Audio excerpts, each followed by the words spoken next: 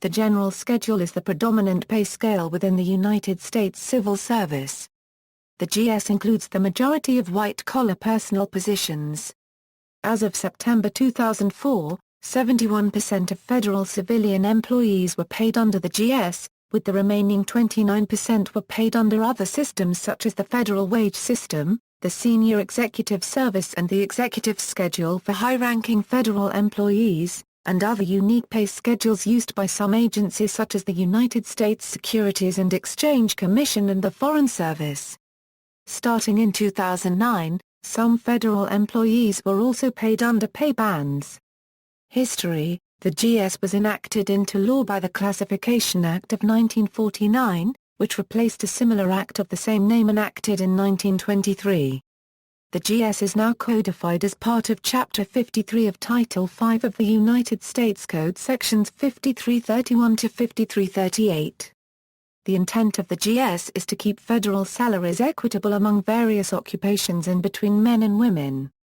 Prior to January 1994, GS personnel were generally paid the same amount regardless of where they worked. This system ignored the growing reality of regional differences in salaries and wages across the United States, and this led to a perception that in many locations federal civil service salaries were increasingly uncompetitive with those in the private sector, thus affecting recruiting and retention efforts by federal agencies. In January 1994, the Federal Employees Pay Comparability Act of 1990 introduced a locality pay adjustment component to the GS salary structure.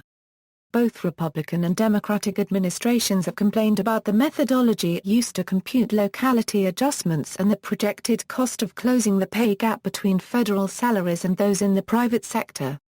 In December 2007, the President's pay agent reported that an average locality pay adjustment of 36.89% would be required to reach the target set by FEPCA. By comparison, in calendar year 2007, the average locality pay adjustment actually authorized was 16.88%. As a result, FEPCA has never been fully implemented.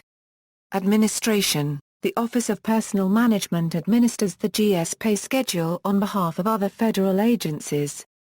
Changes to the GS must normally be authorized by either the President or by Congress.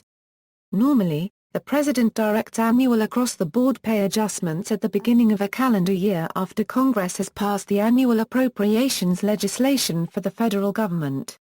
Under FEPCA, the Bureau of Labor Statistics conducts annual surveys of wages and salaries paid to non-federal workers in designated locality pay areas. Surveys are used to determine the disparity, if any, between federal and non-federal pay in a given locality pay area. The Federal Salary Council prepares recommendations concerning the composition of the designated locality pay areas and the annual comparability adjustment for each area, as well as an adjustment for all other workers outside these areas, referred to as Rest of U.S. The Council's recommendations are transmitted to the President's pay agent, which then establishes, modifies, or disestablishes individual locality pay areas and makes the final recommendation on pay adjustments to the President, who may either accept the agent's recommendations or reject them through the submission of an alternative pay plan. FEPCA also provides for an automatic annual across-the-board adjustment of GS pay rates. A common misconception is that the annual federal pay adjustments are determined according to cost of living fluctuations and other regional considerations. In fact, the across-the-board adjustments to the GS are determined according to the rise in the cost of employment as measured by the Department of Labor's Employment Cost Index, which does not necessarily correlate to the better-known Consumer Price Index, which tracks consumer prices. Grade and step structure: the GS is separated into 15 grades. Each grade is separated into 10 steps. At one time, there were also 3 GS supergrades. These were eliminated under the provisions of the Civil Service Reform Act of 1978 and replaced by the Senior Executive Service in the more recent senior level pay scale.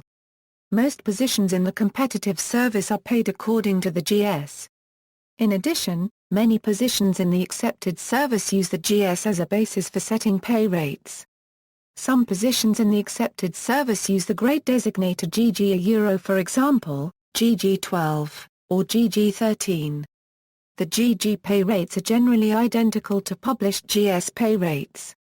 The GS1 through GS7 range generally marks entry-level positions, while mid-level positions are in the GS8 to GS12 range and top-level positions are in the GS13 to GS15 range. A new GS employee is normally employed in the first step of their assigned GS grade, although the employer has discretion to, as a recruiting incentive, authorize initial appointment at a higher step.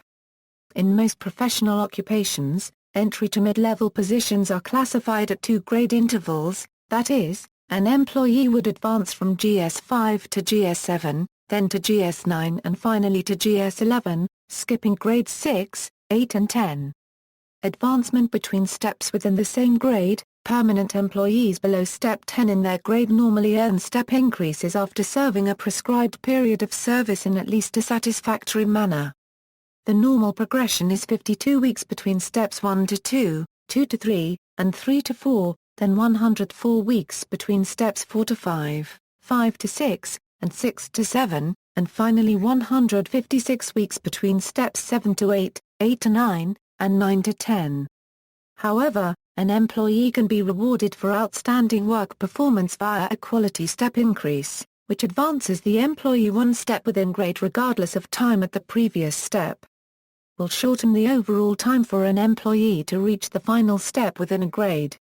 Advancement between grades, depending on the agency and the work description, a GS position may provide for advancement within a career ladder, meaning that an employee performing satisfactorily will advance between GS grades, normally on an annual basis, until he/she has reached a top GS grade for that job.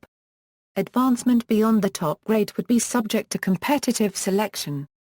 Not all positions, however, provide for such a career ladder, thus requiring employees who seek advancement to consider other career paths either within their agency or outside it. An example is the career ladder for auditors within the Defense Contract Audit Agency. The entry-level grade within DCAA is the GS7 level and the career ladder is GS7 to GS9 to GS11 and finally to GS12, with the employee expected to advance between grades after 1 year and to reach the GS12 level after 3 years. Beyond the GS12 level, advancements to the higher levels are based on competitive selections. Furthermore, if an employee is promoted to a grade which is not part of the career ladder, the employee's salary is set at the step within the higher grade nearest the employee's current salary, plus additional steps to reward the employee for the promotion and to account for the increased responsibilities that go along with the new position. As an example, an employee at GS12 Step 10 being promoted to a GS13 position would initially have his/her salary set at GS13 Step 4, and then have his/her salary adjusted to a higher step. Salary calculation. Salaries under the GS have 2 components, a base salary and a locality pay adjustment. Base salary. The base salary is based on a table compiled by Office of Personnel Management, and is used as the baseline for the locality pay adjustment. The increases between steps for grades GS1 and GS2 varies between the steps. For grades GS3 through GS15 the increases between the steps are the same within the grade, but increase as the grade increases. The table is revised effective January of each year to reflect the basic cost of living adjustment. A small number of positions have their own unique GS scales, with one notable example being patent examiners. For example, a newly hired examiner at the lowest possible pay for the position will earn $42,389, whether based at the United States Patent and Trademark Office headquarters in Alexandria, Virginia or the agency's recently opened satellite offices in Detroit and Denver. The examiner scale does not include a locality adjustment, but is still considerably higher than the standard GS scale for almost all grades and steps, even accounting for locality adjustment in the standard GS scale. The high end of the examiner scale is also elevated with respect to the normal GS scale. A GS15 examiner at Step 7 or higher earns a salary of $157,100. Locality adjustment. The second component of the GS salary, the locality pay adjustment, was introduced in 1994 as part of the Federal Employees Pay Comparability Act of 1990. Prior to FEPCA, all GS employees received the same salary regardless of location, which failed to reflect both the disparity between public sector and private sector pay as well as differences in cost of living in major metropolitan areas. As noted earlier, patent examiners do not receive locality pay, presumably because they benefit from a specially elevated pay scale. Under FEPCA, specified metropolitan areas, plus Alaska and Hawaii, are designated to receive pay adjustments in excess of the general adjustment provided to the rest of U.S. Salary adjustments in other U.S. territories and for overseas employees are separate from this adjustment. As of 2014, 31 metropolitan areas, plus the entire states of Alaska and Hawaii, have been designated to receive these excess adjustment. The designated areas and their 2014 pay adjustments are as follows. As an example of the overall calculation, a GS employee, grade GS 12, Step 10 in Dallas would receive a base salary of $78,355 plus a locality pay adjustment of 20.67% for a total salary of $94,551. By comparison, a similar employee in San Antonio would receive only the standard rest of U.S. 14.16% increase over the same $78,355 base salary, for a total salary of $89,450. However, FEPCA places a cap on the total salary of highly paid employees. The total base pay plus locality adjustment cannot exceed the salary for employees under Level 4 of the Executive Schedule, which as of January 2014 was $157,100. The locality pay adjustment is counted as part of the High 3 salary in calculating federal employees' retirement system and civil service retirement system annuities, as well as the baseline for individuals having a percentage of salary deducted for deposit into the Thrift Savings Plan. Personnel outside the United States, personnel based outside the United States receive a lower locality adjustment. However, they may also receive certain non-taxable allowances such as cost of living allowances, post allowances and housing allowances in accordance with other laws, such as the Foreign Service Act. Federal civilian workers based in CONUS do not normally receive housing allowances or government-furnished housing. Also, some civilian personnel stationed overseas do not receive housing allowances. This may include military dependents working in federal civilian positions overseas, military members that left the service while overseas and were hired into an overseas position, and U.S. citizens hired into overseas positions while traveling abroad. In contrast, the tax-free allowances paid during overseas assignments are generally considered to be an incentive to serve overseas, as they can be quite generous. While this situation may be advantageous to some personnel during their assignment overseas, these tax-free allowances are not considered to be part of one's salary, therefore they are not counted when computing a civil service annuity at retirement. CONUS locality adjustments, however, are counted when computing annuities. Employees stationed in Alaska and Hawaii were formerly considered OCONUS and received a cost of living adjustment, but are being phased into the domestic locality pay system. Note: employees of the U.S. government are not entitled to the Foreign Earned Income Exclusion or the Foreign Housing Exclusion deduction under Section 911 because a foreign earned income does not include amounts paid by the U.S. government as an employee. But see Other Employment, later, comparison between civilian and military rank equivalents. Protocol precedence lists for civilian and military personnel have been developed by each of the Department of Defense organizations to establish the order of government, military, and civic leaders for diplomatic, ceremonial, and social events. Protocol is a code of established guidelines on proper etiquette. Precedence is defined as priority in place, time, or rank. In the government, military and diplomatic corps, precedence among individuals' positions plays a substantial role. Equivalency between civilian pay grades and military rank is only for protocol purposes and informally for delegated supervisory responsibilities. While the authority of military rank extends across services and within each service, the same does not exist for civilian employees and therefore, there is no equivalency of command or supervisory authority between civilian and military personnel external to the local organization. The Department of the Army Protocol Precedence List is developed by the Army Protocol Directorate. Another form of the Army Precedence List can be found in Appendix D of DAR PAM 600-60, a guide to protocol and etiquette for official entertainment. The Department of the Navy Civilian and Military Pay Grades List can be found in Annex D of OPNAVINST 1710.7a, Social Usage and Protocol. The Department of the Air Force Military and Civilian Rank Equivalents can be found in Attachment 10 of AFI 34-1201. Consolidated DoD lists have been compiled by JMAR. Pay for performance. In recent years, there have been several attempts to eliminate the GS and replace it with various pay systems emphasizing pay for performance. The pay structure which enables this is typically known as pay banding. The best-known efforts in this area are the pay systems created for the Departments of Homeland Security and Defense in 2002 and 2003, respectively. These efforts were challenged by federal labor unions and other employee groups. Many supervisory and non-bargaining unit employees, however, were converted from their GS positions into equitable NSPS positions. As part of his fiscal 2007 and 2008 budget proposals, President George W. Bush proposed the eventual elimination of the GS to be replaced by a pay-for-performance concept throughout the executive branch of the government.